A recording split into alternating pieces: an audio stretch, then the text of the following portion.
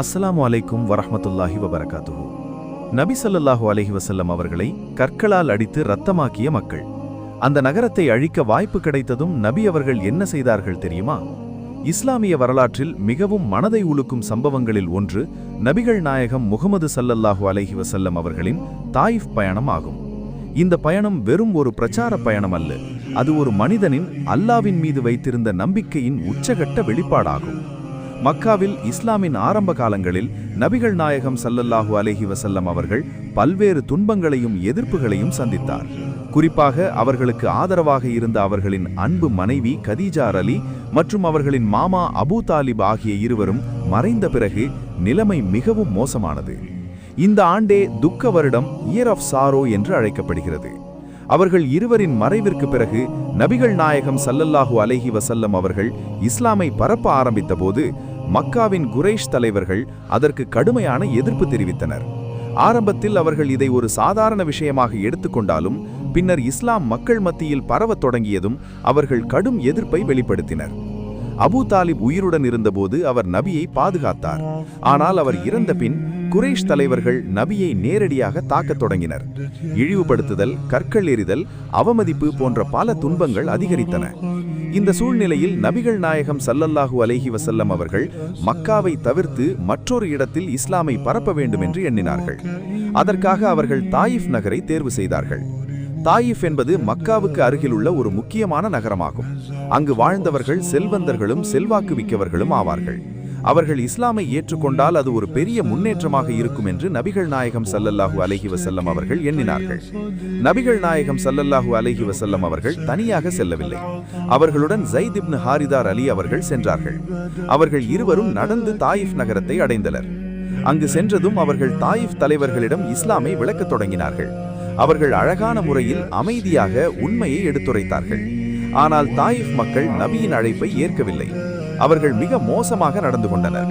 அவர்கள் நபியை கேலி செய்தனர், அவமதித்தனர். அது மட்டுமல்லாமல் அவர்கள் நகரில் உள்ள குழந்தைகளையும் அடிமைகளையும் தூண்டி நபியின் மீது கற்கள் எறிய வைத்தனர். இந்த தாக்குதலில் நபிகள் நாயகம் ஸல்லல்லாஹு அலைஹி வஸல்லம் அவர்கள் காயமடைந்தார்கள். அவர்களின் கால்களிலிருந்து ரத்தம் சொட்டியது. ஸைத் அலி அவர்கள் நபியை தன் உடலால் மறைத்து காப்பாற்ற முயன்றபோது அவர்களும் காயமடைந்தனர். தாயிஃபிலிருந்து 3 மைல்கள் தொலைவில் உள்ள குரைஷ் இனத்தை சேர்ந்த ரபியாவின் மகன்களான உத்பா மற்றும் ஷைபாவிற்கு சொந்தமான தோட்டம் வரை நபி ஸல்லல்லாஹு அலைஹி வஸல்லம் அவர்களை அடித்துக் கொண்டே வந்தார்கள். நபி ஸல்லல்லாஹு அலைஹி வஸல்லம் அவர்கள் அந்த திராட்சை தோட்டத்திற்குள் சென்று நிழலில் அமர்ந்தார்கள். அப்போது நான் மிக பிரபலமான அந்த பிரார்த்தனையை அல்லாவிடம் கேட்டார்கள்.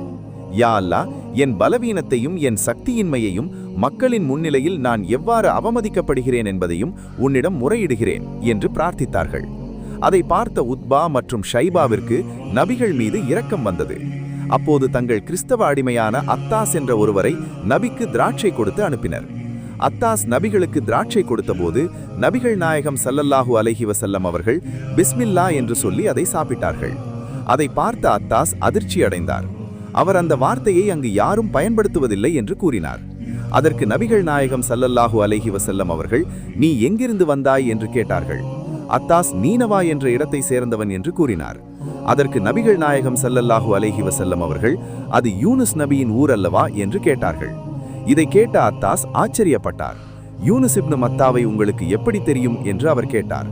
அதற்கு நபிகள் அவர்கள் அவர் என் சகோதரர், அவரும் ஒரு இறை தூதர்தான் என்று நபிகள் அவர்கள் பதில் கூறிய போது அத்தாஸ் நபியின் தலை, கை, கால்களில் முத்தமிட்டார். அதை பார்த்து கொண்டிருந்த ரபியாவின் மகன்களில் ஒருவர் மற்றொருவரிடம் இதோ உன் அடிமையை அவர் குழப்பிவிட்டார் என்று கூறினான். அத்தாஸ் வந்தபோது உனக்கு என்ன கேடு வந்தது? அவர் உன்னை உன் மார்க்கத்திலிருந்து திருப்பி விடாமல் இருக்கட்டும் என்று கூறினர். அதற்கு அத்தாஸ் என் எஜமானர்களே, இவர் எனக்கு ஒரு விஷயத்தை மிக உறுதியாக கூறினார். அதை இறை தூதரை தவிர வேறு எவரும் அறிந்திருக்க முடியாது என்று கூறினார்.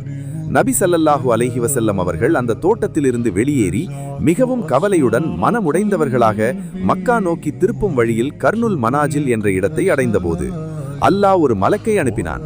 அவர் மலைகளை கட்டுப்படுத்தும் மலக்காக இருந்தார். அவர் நபிகளிடம் கூறினார், நீங்கள் விரும்பினால் இந்த 2 மலைகளையும் சேர்த்து இந்த மக்களை அழித்து விடலாம் என்று. ஆனால் நபிகள் நாயகம் ஸல்லல்லாஹு அலைஹி வஸல்லம் அவர்கள் என்ன சொன்னார்கள் தெரியுமா? இல்லை, நான் அதை விரும்பவில்லை. அவர்களின் சந்ததியிலிருந்து அல்லாவை வணங்கும் மக்கள் உருவாகலாம். இந்த பதில் நபியின் மிகப்பெரிய கருணையையும் மனிதநேயத்தையும் காட்டுகிறது. இஸ்லாமிற்காக நபி அவர்களும் சஹாபாக்களும் பட்ட கஷ்டங்கள் ஏராளம். அவற்றையெல்லாம் கடந்து இன்று உறுதியாகவும் உண்மையாகவும் நிலைத்திருக்கின்ற இஸ்லாமிய மார்க்கத்தில் நம்மை படைத்த அல்லாஹ் ஒருவனுக்கே புகழ் அனைத்தும் உண்டாகட்டுமாக.